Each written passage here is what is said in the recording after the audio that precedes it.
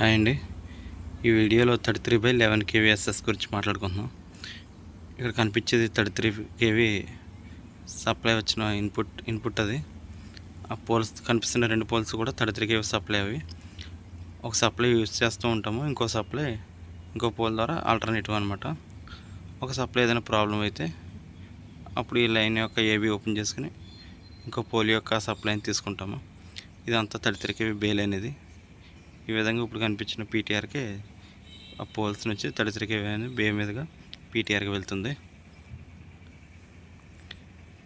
ఇదిగో చూడండి, ఒక సప్లైని మనం తీసుకున్నాము. ఇక్కడ ఏబీ క్లోజ్ చేస్తుంది.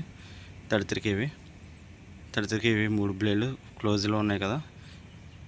ఈ విధంగా ఏబీ స్విచ్ క్లోజ్ చేయడం ద్వారా 33 kV సప్లై అనేది బే లైన్ మీదకి వస్తుంది. అలా పీటీఆర్ వరకు వెళ్తుంది అనమాట ఏబీ స్విచ్ ఇది. ఇది కొన్ని ఆల్టర్నేటివ్ సప్లై.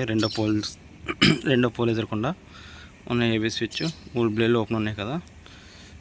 ఇది వచ్చేసి ఆల్టర్నేటివ్ సప్లై అనమాట. ఉన్న సప్లై ప్రాబ్లం అయితే ఇది తీసుకుంటాం. ఇప్పుడు 33 kV సప్లై అనేది ఇక్కడ వరకు వచ్చి ఉంటుంది. అది 3 బ్లేడ్లు ఓపెన్ ఉన్నాయి. సప్లై అక్కడ వరకు వచ్చి ఆగిపోతుంది అనమాట, బే మీదకి రాదు. 33 kV అని తెలుసు కదా, 33,000 volts. ఇదిగోండి, అక్కడ ఇన్పుట్లో ఒక ఏబీ చూపించాను. ఇది రెండో ఏబీ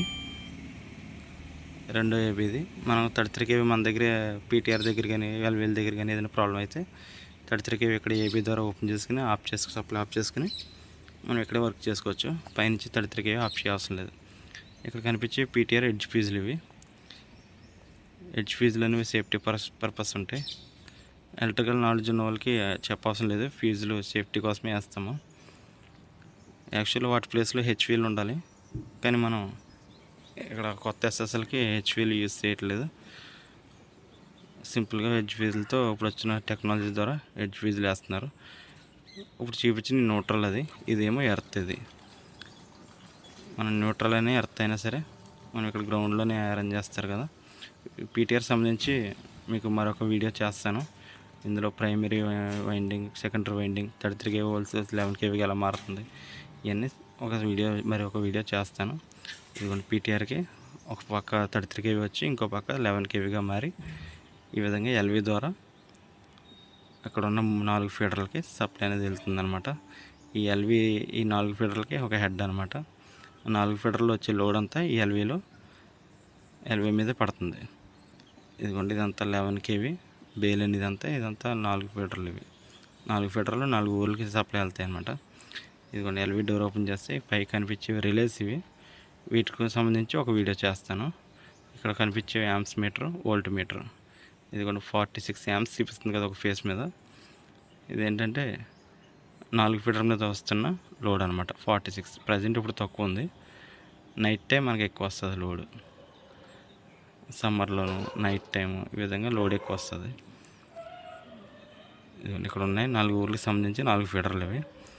ఇక్కడ మీకు చూపిస్తున్న ఈ యొక్క ట్రాన్స్ఫార్మర్ ఏదైతే ఉందో ఇది 11 kV నుంచి 440 voltsకి స్టెప్ డౌన్ చేస్తుంది అనమాట. ఈ ట్రాన్స్ఫార్మర్ దేనికంటే మన ఆఫీస్ ఏదైతే ఉందో ఆఫీస్కి సంబంధించిన సెపరేట్ ట్రాన్స్ఫార్మర్ అనమాట. ఓన్లీ ఆఫీస్ సప్లై మాత్రం వెళ్తుంది. ఈ యాడ్లో లైట్స్ కానీ, ఆఫీస్లో లైట్లు, ఫ్యాన్లు, స్ట్రీట్ లైట్లు ఇవన్నీ కూడా వాటికి సంబంధించి. ఇది కొంచెం చూడండి, ఇదంతా బే లైన్ వచ్చి అంతా 11 kV బే వచ్చి మధ్యలో ఒక ఏబీ ఉంటుంది.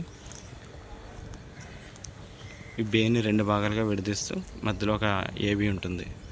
ఆ ఏబీ ఓపెన్ చేసుకుంటే ఒక పక్క మాత్రమే 11 kV సప్లై అనేది వెళ్తుంది అనమాట. అది ఉన్నది కనిపించేది అది ఏబీ. ఆర్వైబీ 3 బ్లేడ్లు ఉంటాయి అక్కడ కింద. ఈ పక్కన రైట్ సైడ్ ఇక్కడ ఉన్న ఏబీ నుంచి ఓపెన్ చేస్తే ఆ బ్లేడ్ ఓపెన్ అయ్యి 2 ఫీడర్లు మాత్రమే సప్లై వెళ్తుంది. 2 ఫీడర్లు సప్లై ఆగిపోతుంది 11 kV అనేది.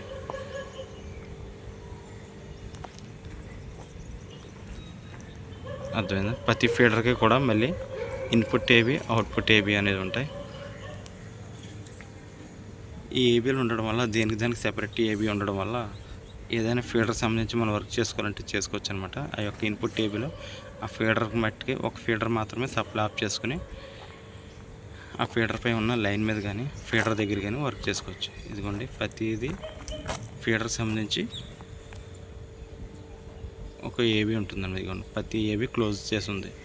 4 ఫీడర్లో ఛార్జెస్ ఉన్నాయి, అన్నీ లైవ్లో ఉన్నాయి. ఇక్కడ పోయి గుర్తుపెట్టుకోండి, మనం మాట్లాడేది 11 kV వోల్టేజ్ అంటే 11,000 వోల్ట్స్.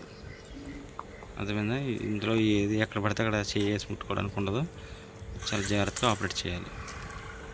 ఇదిగోండి ఇవి వచ్చి ఫీడర్కి అవుట్ సైడ్ ఏబీ, ఇవి ఫీడర్కి అవుట్ సైడ్ ఏబీ కనిపిస్తుంది కదా. 3 బ్లేడ్లు క్లోజ్లో ఉన్నాయి. ఇప్పుడు ఫీడర్ లైవ్లో ఉంది కాబట్టి ఈ ఫీడర్ సంబంధించిన ఊరు గ్రామం ఏదైతే ఉందో ఆ ఊరికి ఆ గ్రామానికి సప్లై వెళ్తుంది అనమాట. అది మీద 3 బ్లేడ్లు క్లోజ్లో ఉన్నాయి.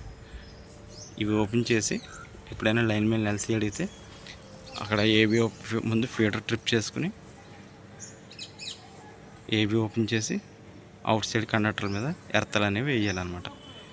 అది ఎలాగనేది మళ్ళీ నేను దేనికి సెపరేట్గా ఒక వీడియో చేస్తాను. ప్రతిదీ అర్థం అవడం కోసం ఒకే వీడియోలో అన్ని విషయాలు చెప్పాలంటే చెప్పడానికి నాకు కష్టమే, వినే వాళ్ళకి బోరింగ్ అండ్ అర్థం కాదు కూడా. దానికి టైటిల్ పెట్టి ప్రతిదీ కూడా ఒక వీడియో చేస్తాను. ఇదిగోండి ఇక్కడ ఏబీ స్విచ్, అవి 3 ఎర్తలు అనమాట. అవి వేసి ఎల్సీ అనేది కన్ఫర్మ్ చేయాలి. ఎల్సీ కోడ్ అనేది ఉంటుంది. ఇవన్నీ ఎలక్ట్రికల్ నాలెడ్జ్ తెలిసిన వాళ్ళకి కొంత ఈజీగా అర్థమవుతుంది అనమాట. సో అందుకే దానికి నేను సెపరేట్ ఒక వీడియో చేస్తాను.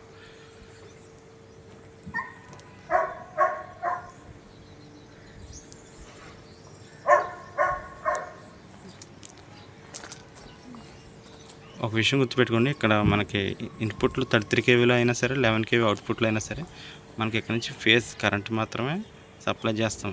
మన నుంచి న్యూట్రల్ అనేది వెళ్ళదు. న్యూట్రల్ ఎక్కడికక్కడే గ్రౌండ్ నుంచి క్రియేట్ చేయబడుతుంది. అర్థమైందా? న్యూట్రల్ అయినా ఎర్త్ అయినా సరే గ్రౌండ్లోనే తీసుకుంటారు, కొంచెం డిస్టెన్స్లో అవసరమైన చోట. న్యూట్రల్ ఎలా వేస్తారు, ఎర్త్ ఎలా వేస్తారు, ఎర్త్ పౌడర్, బొగ్గు, ఉప్పు ఇవన్నీ ఉపయోగించి ఎర్త్ ఎలా వేస్తారు, న్యూట్రల్ ఎలా వేస్తారు, వాటికి కూడా ఒక వీడియో చేస్తాను. ఇదిగోండి 33 kV నుంచి ఈ విధంగా 11 kV,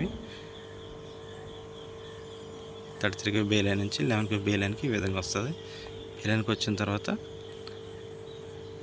ఈ విధంగా ఈచ్ వన్ ఫీడర్కి వచ్చి 1 by 1 ఫీడర్కి సప్లై వెళ్తుంది. ఇక్కడ మరీ ముఖ్యంగా తెలుసుకోవాల్సింది ఏంటంటే, ఫీడర్లు ఆపరేట్ చేయాలన్నా, ఫీడర్లు వాటంతట అవి ఛార్జ్ అవ్వాలన్నా, ట్రిప్ అవ్వాలన్నా main supply DC supply, battery supply అనమాట. 24 volts ఫీడర్స్లో 24 volts కాయిల్స్ ఉంటాయి. వాటి వల్లనే ఫీడర్ ఛార్జ్ అవుతుంది. మనం మాన్యువల్గా హ్యాండిల్ చేసి ఛార్జ్ చేయాలన్నా, ఎక్కడైనా ప్రాబ్లం ఉంది వాటంతటా అవి ట్రిప్ అయిపోవాలన్నా కూడా ఆ 24 voltage అనేది చాలా ఇంపార్టెంట్ అనమాట. మెయిన్ అది గుర్తుపెట్టుకోండి. ప్రతి ఫీడర్కి ఒక డీసీ బ్యాటరీ, డీసీ ఛార్జర్ ఉంటాయి. నేను చూపిస్తాను.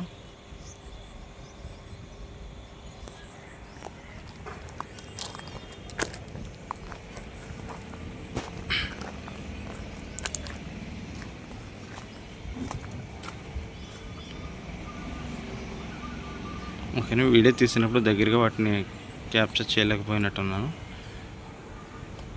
ప్రతి ఫీడర్కి కూడా ఎల్వి అయినా సరే, ఈచ్ వన్ 11 kV ఫీడర్ అయినా సరే, ఒక్కొక్క దానికి కూడా ఒక్కొక్క డీసీ ఛార్జర్, డీసీ బ్యాటరీ అనేది ఉంటుంది. ఆ బ్యాటరీ వోల్టేజ్ ఛార్జింగ్ అవుతుందా లేదా, వోల్టేజ్ ఎంత ఉంది, అది ప్రతిరోజు అవసరమైతే ప్రతి గంట కూడా చెక్ చేసుకోవడం చాలా ఇంపార్టెంట్. ఎక్కడైనా ఏదైనా ప్రాబ్లం అయ్యి కండక్టర్స్ తెగి పడిపోయినాయి అనుకోండి, ఆ యొక్క ఫీడర్ ఆటోమేటిక్గా ట్రిప్ అవ్వాలంటే డీసీ వోల్టేజ్ అనేది పర్ఫెక్ట్గా ఉండాలి. ఈ వోల్టేజ్ లేకపోవడం వల్ల ఫీడర్లోని కాయిల్స్ ట్రిప్ అవ్వనమాట. దానివల్ల అక్కడ ప్రమాదం జరిగే అవకాశం ఉంటుంది. కండక్టర్స్ ఎక్కడైతే తెగి పడిపోయి రోడ్ల మీద, వెహికల్స్ మీద పడిపోతే అక్కడ ప్రమాదం అనేది ఇంకా ఎక్కువ అవుతుంది. అదే వోల్టేజ్ కరెక్ట్గా ఉండి ఈ ఫీడర్స్ ట్రిప్ అయిపోయినాయి అనుకోండి, అందరికి సేఫ్టీ అనేది ఉంటుంది. ఓకేనా, నేను మరొక వీడియోస్లో ఇంకొంచెం వివరంగా ఈచ్ వన్ పీటీఆర్ గురించి, ఎల్వి గురించి, ఫీడర్స్ గురించి అన్నీ ఎక్స్ప్లెయిన్ చేస్తాను.